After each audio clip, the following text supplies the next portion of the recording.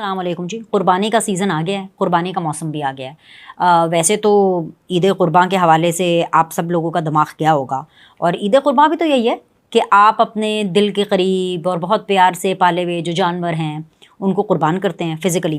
اور اگر میں علامتی طور پر بات کروں تو آپ تمام نگیٹو ایموشنز ان کی قربانی دیتے ہیں, ہر بری چیز کو گیٹ ریڈ کرتے ہیں کہ یہ ذرا دور ہو جائے.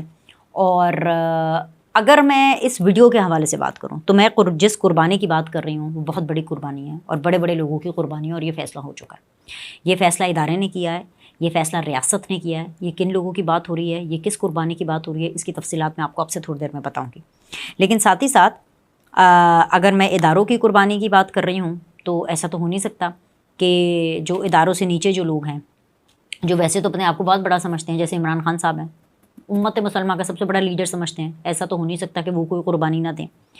لیکن وہ اپنوں کی قربانی نہیں دیں گے, اپنی تو بالکل بھی نہیں دیں گے, اپنے احساسات اپنے جذبات کی بھی بالکل نہیں دیں گے. انہوں نے یہ ڈیسائیڈ کیا ہے کہ وہ شیر افضل مروت کی قربانی دیں گے.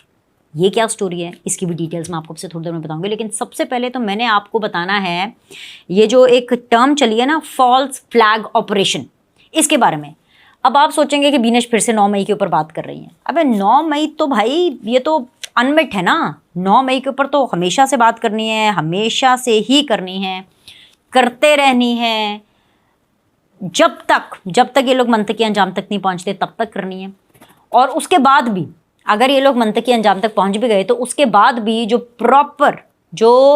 پراپر گھٹیا قسم کی ایک تاریخ رقم ہوئی ہے, ہسٹری کے اندر یہ گئی ہے 9 مئی کا واقعہ 2023 کا, اس کو تو بار بار یاد کیا جائے گا, لیکن اس کو نشان عبرت کے طور پر یاد کرنا چاہیے. خیر اینی ویز اس کے اوپر ہم بات کرتے ہیں. لیکن بیسیکلی اس کو 9 مئی کو پی ٹی آئی والوں نے فالس فلیگ آپریشن کا, اور کہا کہ جی ہم نے تو کچھ نہیں کیا, ہمارے اوپر یہ الزام لگا رہے ہیں, جھوٹ بول رہے ہیں, چٹا کورا جھوٹ بول رہے ہیں. اصل میں فالس فلیگ آپریشن کیا ہوتا ہے وہ میں آپ کو بتاؤں گی. ایک ایسڈ اٹیک کا ڈرامہ جو کہ اصل میں فالس فلیگ آپریشن ہے. یہ میں بات کر رہی ہوں وہ 7 سمندر پار برطانیہ میں احتساب اکبر, جو شہزاد اکبر بیٹھے ہوئے ہیں, جو یہاں سے بھاگے ہوئے ہیں. انہوں نے آپ کو بتایا تھا, ہم سب کو بتایا تھا, ہم سب کو چونکا دیا تھا کہ اوئے ہوئے ہوئے ہوئے ہوئے ہوئے ان کے اوپر تو کسی نے تیزاب ڈال دیا, سب بڑے پریشان ہو گئے, چہرے کے اوپر تیزاب آ کے کوئی پھینک کے چلا گیا. انہوں نے کہا کہ جی شکر ہے اینک تھی, میرا چہرہ محفوظ رہا. ظاہر سی بات ہے اتنی سینسیٹیو قسم کی انفارمیشن تھی اور بہت ارلی انفارمیشن تھی, تو اس حوالے سے اس طرح سے چھان بین نہیں ہوئی. اب پتہ چلا کہ اصل میں وہ ہے ایک فالس فلیگ آپریشن, ایک بے بنیاد الزام, ایک اور رسوائی. اس لیے کیونکہ برطانیہ کی پولیس نے شہزاد اکبر کا جھوٹ بے نقاب کر دیا ہے. سابق مشیر شہزاد اکبر کو شدید دھچکا لگا ہے. خود پر حملے کے حوالے سے لگائے گئے الزامات, تمام تر الزامات جھوٹ ثابت ہوئے ہیں, دھرے کے دھرے رہ گئے ہیں. سیدھی سی بات ہے, شواہد نہیں ملے ہیں. اب یہ پاکستان تو ہے نہیں, وہ برطانیہ ہے. وہاں پر جگہ جگہ پر چپے چپے پر کیمرہ ہیں, چپے چپے پر جو ہے پورے شہر پورے ملک کی مانیٹرنگ ہوتی ہے. اب انہوں نے جو تحقیقات ہے حملے کی وہ بند کر دیا ہے برطانیہ کی پولیس نے. وہ سیدھی طرح یہ کہہ رہے ہیں کہ نہ کوئی آیا نہ کوئی گیا, کس کو پکڑیں. حالانکہ شہزاد اکبر نے الزام لگایا برٹش کے اندر, برطانیہ کے اندر جو پاکستانی ہائی کمیشن ہے ان کے لوگوں کے اوپر کہ جی پاکستان کی ریاست نے ان کو کہا اور انہوں نے ہمارے پہ حملہ کیا. یہ میں نے آپ کو بتا دیا. لیکن شہزاد اکبر کے بتائے گئے وقت کے آگے اور پیچھے کی تمام فوٹیج دیکھی گئی. وہ بڑے پکے کام کرتے ہیں, آگے پیچھے کی تمام انہوں نے فوٹیج دیکھی. اس میں کوئی بندہ نہ کوئی بندے کی ذات, ایسا کوئی اشارہ بھی نہیں ملا کہ جی کوئی چڑیا بھی شہزاد اکبر کے گھر کی طرف آ رہی ہے. تو بھائی اب یہ کوئی ہوائی اور کوئی خلائی مخلوق تو ہو نہیں سکتے, کوئی جادوئی قسم کی جو کیا کہتے ہیں کہ ایسڈ, وہ تو پھینکا نہیں جا سکتا. اور پھر ذرائع کے مطابق جو مقامی پولیس ہے انہوں نے شہزاد اکبر کو 3 ہفتے قبل ہی کسی بھی مشتبہ شخص کے عدم موجودگی کے حوالے سے آگاہ کر دیا تھا کہ بھئی ایسا کچھ نہیں ہے, ایسا کوئی سین ہے ہی نہیں. شہزاد اکبر نے پولیس کی طرف سے ٹکا سا جواب ملنے پر الزام ISI اور حکومت پاکستان پر دھر دیا تھا. اس کے بعد بھی اس کو منہ کی کھانی پڑی ہے شہزاد اکبر کو. وہ کہتے ہیں نا جی ہو جی کو جے بچے, سیدھی سی بات ہے. عمران خان صاحب بھی جھوٹ بولتے ہیں, جیسا لیڈر ویسا اس کے فالوور. شہزاد اکبر کا خود پر تیزاب حملے کا جو ڈرامہ تھا وہ بھونڈا ثابت ہوا, اور برطانیہ میں شہزاد اکبر پر تیزاب پھینکنے کا واقعہ ثابت نہ ہونے پر تحقیقات اب بند کر دی گئی ہے. اب یہ چیخ رہے ہیں چلا رہے ہیں. اب شکر کریں انہوں نے برطانیہ کے اوپر الزام نہیں لگا دیا کہ اوے برطانیہ آپ نے تو پیسے کھا لیے ہیں، اوئے برطانیہ آپ تو پٹواری بن گئے، اوئے برطانیہ آپ تو بک گئے ہیں۔ اب وہاں پر نہیں یہ کسکیں گے نہیں، وہاں پہ چو چا کچھ بھی نہیں کریں گے۔ اور سب سے امپورٹنٹ چیز ہے کہ فورینزک رپورٹ جو کہ سب سے بڑا ایک ثبوت ہے، فورینزک رپورٹ کے مطابق بھی تیزاب ہوتا تو چہرہ جھلس جاتا، اینک بھی اس کو نہیں بچا سکتی تھی، یعنی وہ تیزاب تھا ہی نہیں، کچھ اور ہی تھا، کچھ پانی تھا۔ ذہن وہ میں بتا رہی ہوں نا، اپنے اوپر خود ہی گرا کر کے کوئی پانی خود ہی اپنے اوپر اٹیک کرا کے، یہ میں کہہ سکتی ہوں کیونکہ یہ چیز جو ہے وہ پبلک ہو چکی ہے کہ ان تلوں میں تیل نہیں، یہ جھوٹ ہے، ایسا کچھ نہیں ہے۔ دوسری طرف آ جائے ذرا پاکستان کے اندر جو معاملات چل رہے ہیں، پاکستان کے اندر آپ کو پتہ ہے کہ جو ڈی جی ISPR کی پریس کانفرنس ہے، انہوں نے ابھی تک تباہی مچائی ہوئی ہے اور ابھی تک اس کی ہلچل ہے، اور ایسی ہلچل ہے کہ جتنے بھی جو باقی PTI کے لوگ ہیں نا، وہ دوبارہ سے چھپنا شروع ہو گئے ہیں کیونکہ ان کو ڈر لگ رہا ہے کہ بھئی یہ ہماری پکڑ دھکڑ ہوگی۔ مزے کی بات یہ ہے کہ ادارے نے، DG ISPR نے جب یہ بات کہی کہ اگر کمیشن 9 مئی کی بننی ہے تو 2014 کے دھرنے کی بنے، PTV پر حملہ، پارلیمنٹ پر حملہ، ان ساری چیزوں پر، اور سب سے بڑی بات یہ کہ وہ جو خیبر پختونخوا کی جو حکومت ہے، پورے اپنے KPK کے وسائل استعمال کر کے جو اسلام آباد پر چڑھائی ہو رہی تھی، جو چائنیز پریزیڈنٹ کا جو پورا ٹرپ ہے اس کو سابوٹاج کیا، پورے CPAC کو سابوٹاج کیا، اتنی لمبی چارٹ شیٹ یہ DG ISPR نے اپنے ادارے کے اندر بھی احتساب کا ایک بڑا اشارہ دیا ہے۔ اور اشارہ کیا؟ سیدھی دو ٹوک میں بات، دیکھیں میں لگی لپٹی نہیں بات کر رہی، میں سیدھی آپ کو بات کرتی ہوں۔ اس کا یہ مطلب ہے کہ 4 جرنیل، چاہے وہ ظہیر الاسلام صاحب ہوں، چاہے وہ احمد شجاع پاشا صاحب ہوں، چاہے وہ جنرل باجوہ ہوں، چاہے وہ جنرل فیض حمید ہوں، ان سب کی قربانی دینے کے لیے ادارہ تیار ہے، لیکن اس کے باوجود بھی 9 مئی والوں کو نہیں چھوڑنا، ان کو کوئی چھوٹ نہیں دینی، عمران خان کو کوئی چھوٹ نہیں دینی، جا کے اپنا چاہے دیوار پر سر مارے، چاہے آپ جتنی چاہے مرضی آپ ان کے خلاف جو ہے وہ پریشر ڈال لیں۔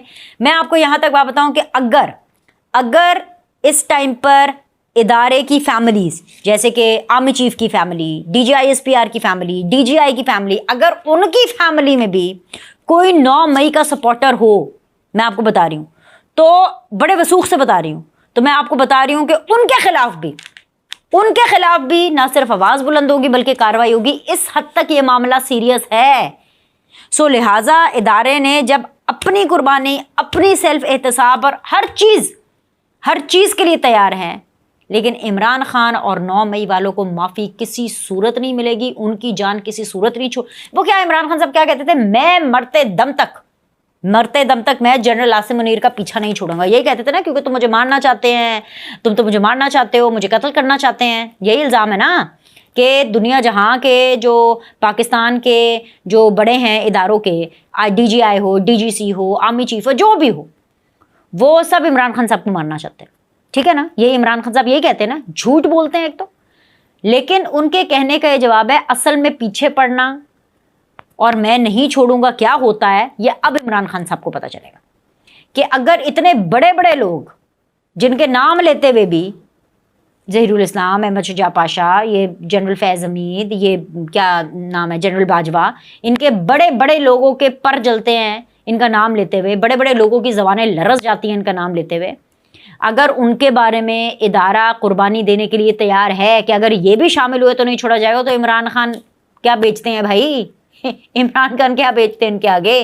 عمران خان کیا ہے؟ کچھ نہیں ہے۔ تو بھائی میں تو صرف یہ کہوں گی، فاسٹن یور سیٹ بیلٹس، کیونکہ قربانی کا موسم آ گیا ہے۔ اب کس کی کیا قربانی ہوتی ہے یہ آنے والا وقت بتائے گا، اور ہم آپ کو اس کے بارے میں اپڈیٹ کرتے رہیں گے۔ فی الحال تو شیر افضل مروت کے ارمانوں کی قربانی ہو گئی۔ میں نے آپ کو پرسوں بتایا تھا نا کہ مروت صاحب کا نام پبلک اکاؤنٹس کمیٹی کے لیے نہیں آیا، ووٹنگ ہوئی اور شیخ وقاص کا نام آیا، اور مروت صاحب نے کہا کہ بھائی میں سیٹ کر لوں گا عمران خان صاحب کو، یہ فراڈ ہے اور یہ سارے فراڈی ہیں۔